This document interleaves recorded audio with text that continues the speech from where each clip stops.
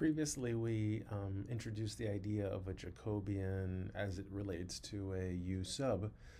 Now we're going to take a look at what does the process look like, and we're going to define a few things for two dimensions, right? So we're going to talk about basically transformations in in two dimensions, meaning taking a region in the XY plane and transforming it to a region in the UV plane, right? Um, let me kind of give you just an example of this, and then we'll state the definition of what the Jacobian is, right? So um, here's my XY plane.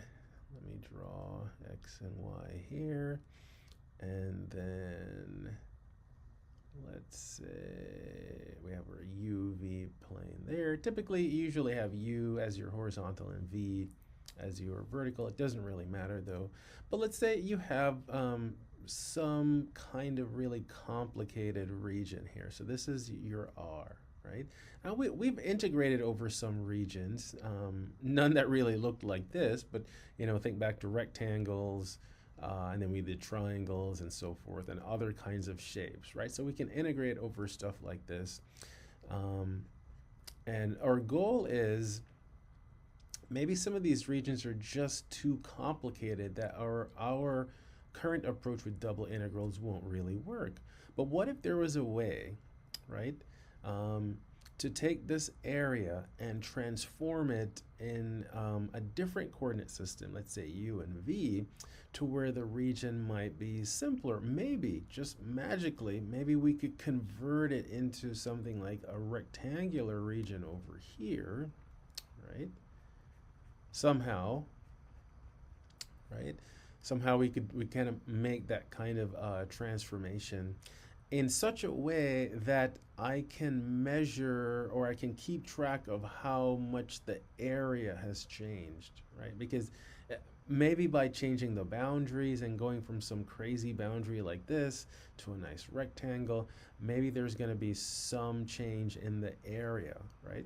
And since we're eventually going to be integrating over this region, we would need to keep track of that change in the area, because we don't want our final answer of our volume to be affected. We want the volume under our surface over the blue region to be the same as the volume under some new surface over this green region, right? Now, to kind of do this transformation, the idea is this: you can take any point in the blue region, apply a pair of functions to the x and y in this region, and then convert it to a specific one and only one ordered pair in the UV coordinate system. So I'm going to draw this like this. So there's going to be a way that we are going to transform. I'm just going to use T for transform every ordered pair in the blue into an ordered pair in the green. And we want this function T to be invertible, meaning that if I wanted to go back from this ordered pair and figure out what the original ordered pair was or is, then there would be a way to do it. And we would say that we would use the inverse of T to achieve this, right? So we are not going to get into too much into the theory that would guarantee when such a transformation or such a change has an inverse, but all the ones that we're going to work with will be invertible. All right, so that's kind of the one part of what we're going to do in this video. And the second part is we're going to introduce the idea of a Jacobian, and it's the Jacobian that introduces the relationship between the area in the blue and the area in the green. All right, so what would something like this look like? So I'm just going to take a pretty simple example, and instead of dealing with a really complicated region, I'm just going to say, well, what happens if we transform like lines? in XY and convert them to stuff in the UV plane, right? Or vice versa. What if I take curves in the XY plane and somehow convert them into lines, or something simpler in the UV plane, right? So here's what I'm going to do. Again, I'm not going to really shade anything, but in the XY plane, so we have this. In fact, let me go ahead and I'm just going to do a couple curves, and these are curves that I know you'll recognize. I just need 3 marked out here like this. So for instance, let's draw concentric circles. Right, so like that. And then like that. And then like that. All right. So again, not very circular, but these are meant to be circles, and they're concentric. You can see so let me just kind of write them down. The innermost one will have a radius of 1. So that will be its equation in the XY plane. And then the one in the middle has a radius of 2, so its equation will be x squared plus y squared equals 4. And then the outer one has a radius of 3, so its equation is x squared plus y squared is equal to 9. Right? Now, here is what my transformation will do. Right? It is going to take, this is just going to be a simple thing. So here's what my transformation will do. U is going to be equal to the expression that I have before the equal sign. All right, so I'm just going to say x squared plus y squared, right? And technically it's supposed to be u comma v, but I'm just going to make this whole expression here equal to u. So what that means is this equation that is now represented as x squared plus y squared plus equals 1, which is our unit circle, can be represented by a much simpler equation, u equals 1. And then similarly, the second equation that can be represented as u equals 4. And then the third equation could be u is equal to 9.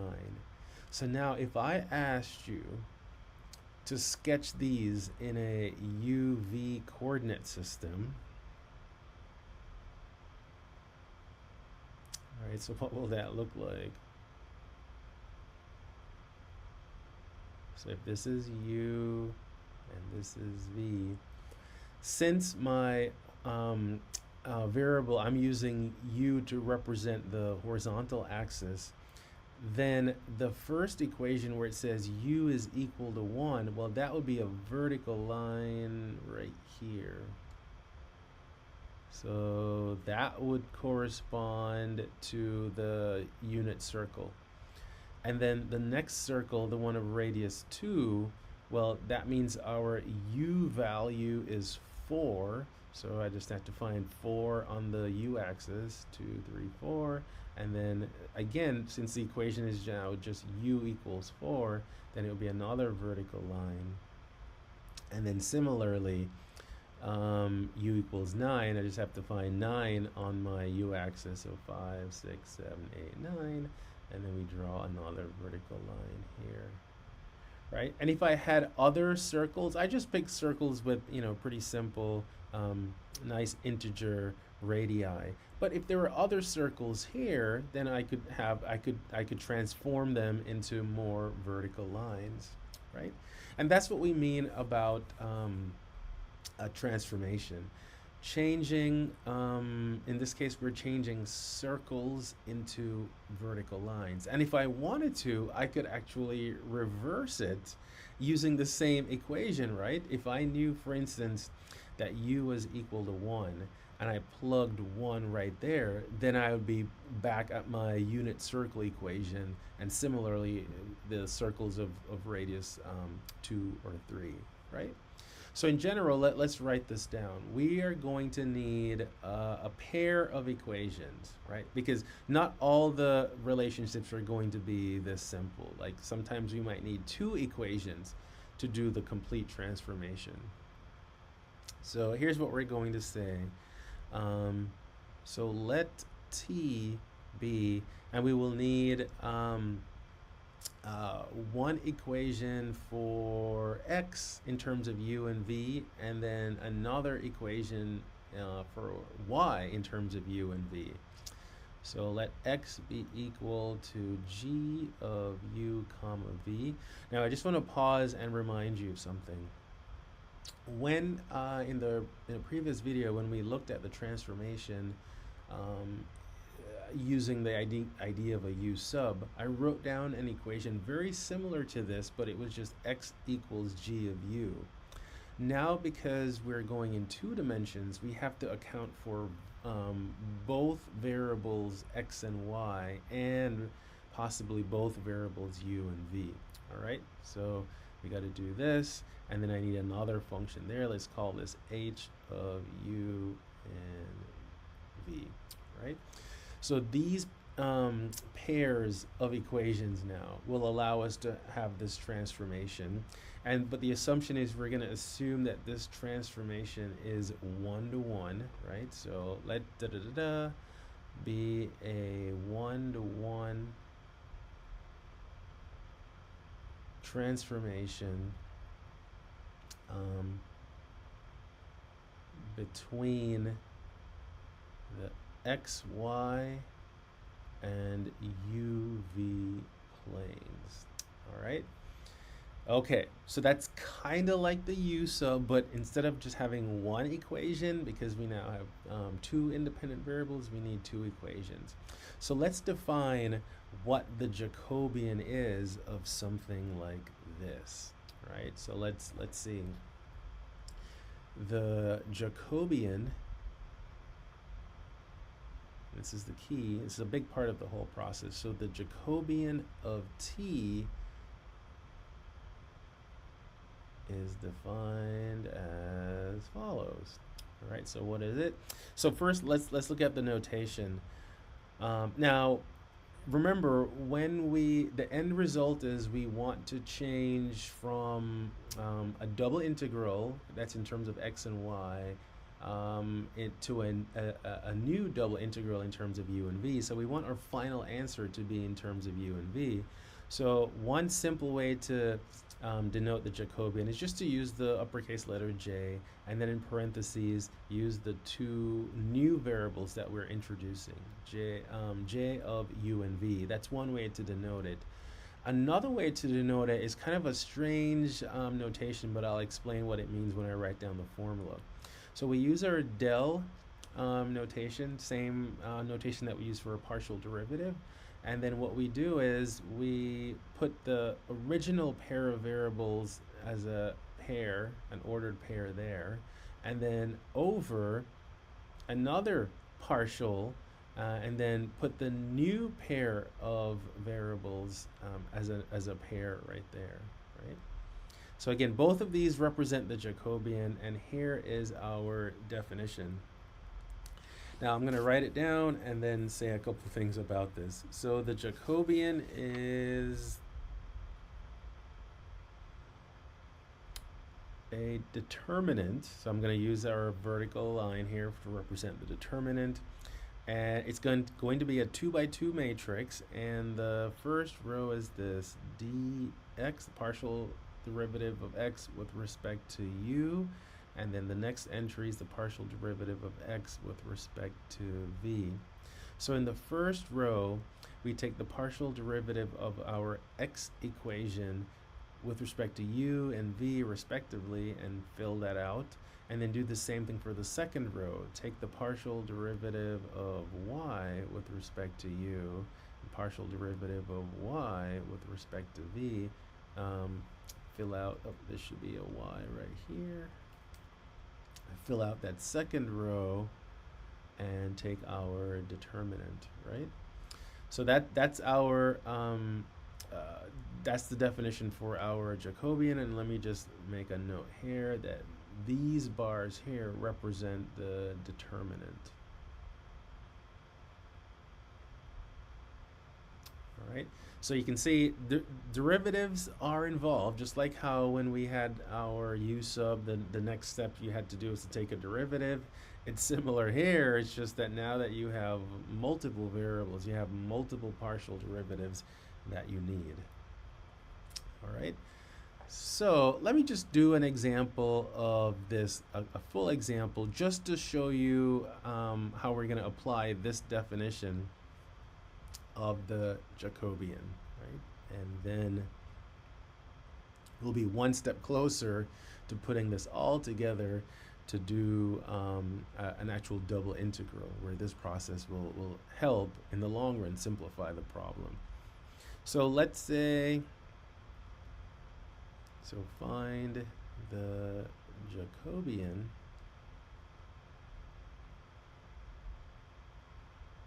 of the following transformation. Right? So I'm going to write down, I'm going to use the same, actually let me write, like, let's say x is u squared plus v squared. So I'm going to use the same kind of equation that we did with the circle, but I'm going to switch the roles, right? And then let's say y is equal to u times v, so something like that, right? So in order to find the Jacobian, we need 4 partial derivatives. And let's see if we can write down those partial derivatives. Let's start with the x equation. So the partial derivative of x with respect to u. So that means we're treating v as a constant, and since this is an additive constant, that constant will go away, and we'll do our power rule on our u squared, so it's 2u. And then similarly, the partial derivative of x with respect to v. Now, the u is treated as a constant, and again, since it's an additive constant, this goes away completely, and then do our power rule on the v term, or v squared term. We'll have 2v, right? And then now let's do something similar for the y equation. So the partial derivative of y with respect to u. Now, the operation here is multiplication. So we're treating v as a constant. So it's like differentiating 2u or 5u or something like that. So we're going to be left with whatever that constant is. So in this case, it is v. And then finally, the partial derivative of y with respect to v, that ends up being u, because we're treating u as a constant here, right? So now let's set up our Jacobian and see what we come up with. I'll just use this notation. So it is the determinant, and in the first row, fill out the respective u, v partial derivatives of x. So it's 2u there, 2v there. And then in the second row, now fill out the y's, right? So we'll have a v there and a u there. And then remember, we're going to compute a determinant.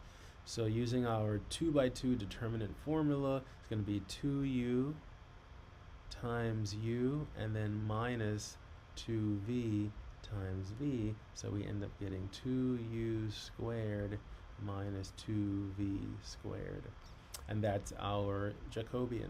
And at this point, it's like, okay, well, how does this help?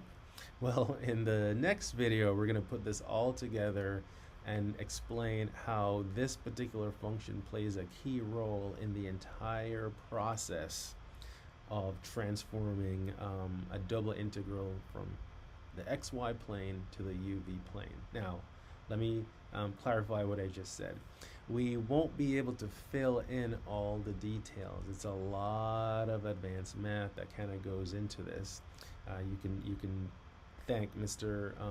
Jacobi, right, for all his work, but we're going to describe the process and then do a complete example of this transformation in for our double integrals. So let's do that now. See you in the next video.